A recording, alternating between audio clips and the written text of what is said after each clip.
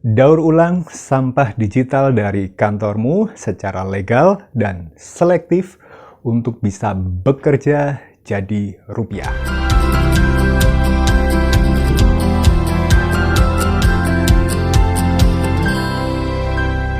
Resign dari kantor tempat lama bekerja masih cukup beruntung jika dapat kenang-kenangan berupa surat verklaring dari HRD, plus alhamdulillah jika berikut pesangonnya. Ada satu hal yang rasanya perlu saya ingat dan beritahu agar masa kerja Anda beberapa tahun di sana, Anda dapatkan lebih lagi dari ex kantor Anda. Jangan sampai Anda menyesal setelah tidak berada di kantor itu, Anda baru tersadar ternyata sangat banyak harta karun yang terpendam dari ex kantor Anda. Boleh dan bisakah sampah digital dari ex kantor Anda bekerja menjadi rupiah?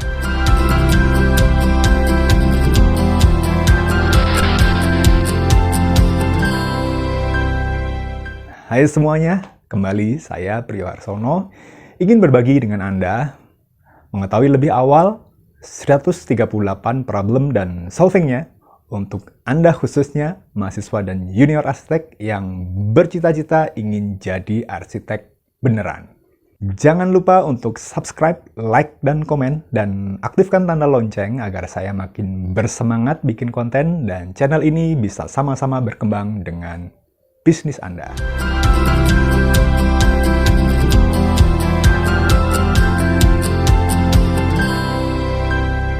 Saya sebut profil semi-fiksi mengawali deskripsi ini adalah sebut namanya Yoga, seorang arsitek media yang telah bekerja di sebuah perusahaan kontraktor selama lebih dari 5 tahun.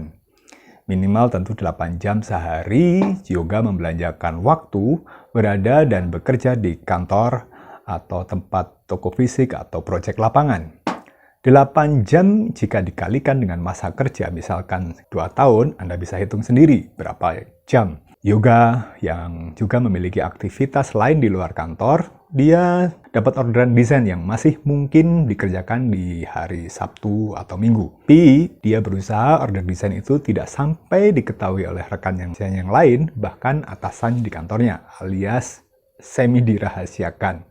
Bahaya tentu jika bos tahu. Terkadang di malam hari pulang kerja, Yoga pun berusaha sekuat mata mencicil desain demi desain. Jadi dia bisa bekerja lebih dari 8 jam sehari. Hanya saja tugas dinas mendadak keluar kota tidak mungkin ditolak karena tetap menjadi skala prioritasnya. Yoga sebetulnya memiliki obsesi untuk suatu saat bisa memiliki usaha sendiri sesuai dengan ilmu dan keahlian yang dimilikinya.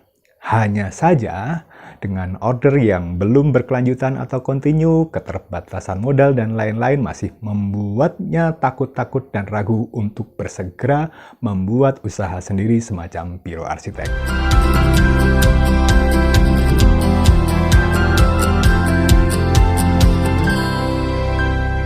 Pengalaman di proyek-proyek kantor adalah cara pembelajaran yang paling relevan jika dibandingkan dengan belajar duduk akademis menggali teori. Meski begitu, teori yang didapat dari bangku perkuliahan adalah modal guna mempermudah kita beradaptasi dengan proyek yang nyata. Tugas kerja selalu berdasarkan pada masalah-masalah yang dihadapi klien, dan arsitek hanyalah berperan untuk membantu mencari hingga menemukan solusinya. Tahun demi tahun, bulan demi bulan, minggu ke minggu, hari ke hari, hingga jam ke jam, tak bisa terhitung berapa banyak solusi, baik itu solusi kecil-kecil maupun yang kakap, yang telah ditelurkan. Sebagian kecilnya terseleksi terpilih sebagai pilihan-pilihan solusi sebagai best practice, sementara sebagian besar lainnya mengendap menjadi tumpukan data atau arsip baik di komputer maupun di lemari kantor. Mungkinkah selayaknya sampah fisik dan sampah digital, tumpukan sampah digital yang ada di kantor tadi, didaur ulang agar punya nilai guna dan bahkan nilai ekonomis yang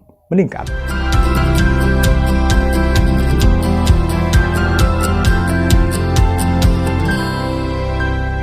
Bos atau atasan Yoga adalah tipe pimpinan yang meskipun tidak banyak omong tapi tegas, efisien, dan sangat hemat budget. Dia melarang bawahannya mempunyai job sampingan tapi juga dia jarang menaikkan gaji karyawan dan jarang memberikan insentif atas prestasi proyek. Wah, makin berat dong. Gimana bisa mau nambah penghasilan sebagai karyawan?